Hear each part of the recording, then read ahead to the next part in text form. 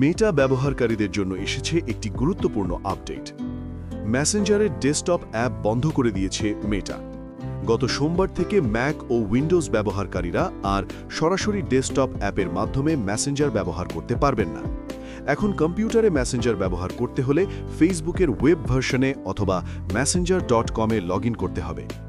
Corona মহামারীর সময় ঘরে বসে যোগাযোগের চাহিদা বেড়ে যাওয়ায় মেটা প্রথমবারের মতো মেসেঞ্জারের ডেস্কটপ অ্যাপ চালু করেছিল। তবে সময়ের সঙ্গে সঙ্গে অ্যাপটি ফিচার ও ব্যবহারযোগ্যতার দিক থেকে পিছিয়ে পড়ে। একসঙ্গে অনেকজনের ভিডিও কল, স্ক্রিন শেয়ার কিংবা সহজে লিঙ্ক শেয়ার করার সুবিধা না থাকায় ব্যবহারকারীদের আগ্রহ কমতে থাকে। 2023 সালে মেটা মেসেঞ্জারকে ফেসবুক অ্যাপের সঙ্গে একীভূত করার পাশাপাশি ডেস্কটপ সংস্করণের প্রযুক্তিতেও পরিবর্তন আনে। ম্যাকের জন্য ক্যাটালিস্ট প্রযুক্তি ব্যবহার করা হলেও সেটি ব্যবহারকারী ও ডেভেলপারদের কাছ থেকে সমালোচনার মুখে পড়ে। অন্যদিকে উইন্ডোজে মেসেঞ্জারকে রূপান্তর করা হয় ওয়েব ভিত্তিক অ্যাপে।